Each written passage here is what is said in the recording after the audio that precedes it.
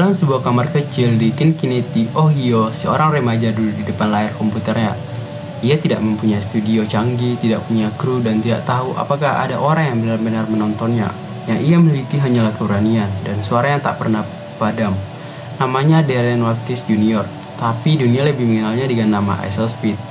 Tak ada yang menduga bahwa anak laki-laki yang sering berteriak, tertawa, menari, dan menangis di depan kamera itu akan menjadi salah satu streamer paling terkenal di dunia. Bukan karena teknik bermain gamenya yang luar biasa, tapi karena energinya yang seolah tak pernah habis, karena emosinya yang meledak-ledak dan tak bisa ditebak, karena dirinya yang tak pernah mencoba menjadi orang lain.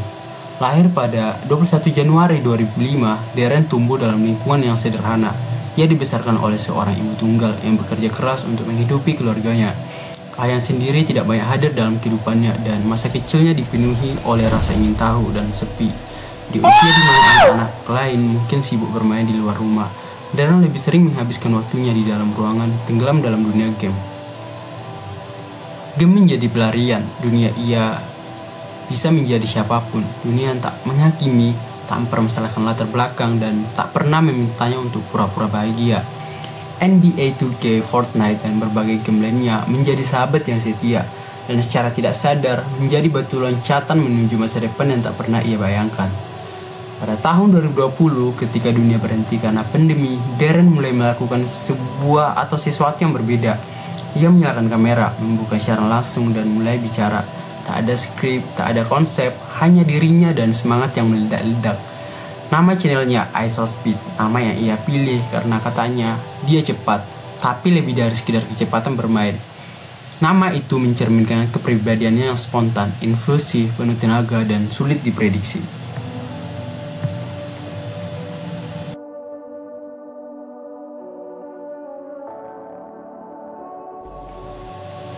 Awalnya hanya beberapa orang yang menonton, tapi perlahan video-videonya mulai menyebar. Reaksi yang tidak biasa, dari tertawa histeris hingga amukan yang tak terduga, menjadi bahan meme, potongan TikTok, dan akhirnya menjadi viral. Dari ratusan penonton jadi ribuan, dari ribuan jadi jutaan, dan dalam waktu singkat, ISOSpeed menjelma menjadi fenomena internet. Tapi, seperti semua bintang yang bersinar terang, hidup Darren tak lepas dari kontroversi. Ia pernah di-banned dari Twitch karena candaan yang tidak dianggap pantas. Ia sempat dikritik karena reaksinya yang terlalu berlebihan. Beberapa orang menyebutnya tidak stabil, cari perhatian, atau bahkan berbahaya. Tapi di balik semua itu, Darren tetap melangkah. Ia tahu dirinya siapa. Ia tahu apa yang diperjuangkan, dan yang paling penting, ia tahu bahwa ia sedang mencoba untuk bertahan di dunia yang tidak benar-benar ramah pada orang seperti dirinya. Perjalanan Speed tidak hanya berhenti di dunia game, ia mulai merambah ke musik. Lagu-lagunya seperti Shake dan World Cup menjadi viral. Gaya bernyanyinya yang unik, energik, dan penuh warna memperkuat citranya sebagai entertainer sejati. Ia juga mulai tampil di acara internasional, bertemu tokoh dunia, bahkan mewujudkan mimpinya bertemu dengan idolanya Cristiano Ronaldo. Namun, semua popularitas itu bukan tanpa beban. Di beberapa live stream, Speed terlihat menangis. Ia mengakui bahwa ketenaran datang dengan harga yang mahal, tekanan mental, kehilangan privasi, dan ekspektasi publik membuatnya lelah. Ia pernah mengalami serangan panik di tengah siaran langsung. Beberapa kali ia terdiam lama di depan kamera, tanpa kata-kata, tanpa tawa, hanya tatapan kosong.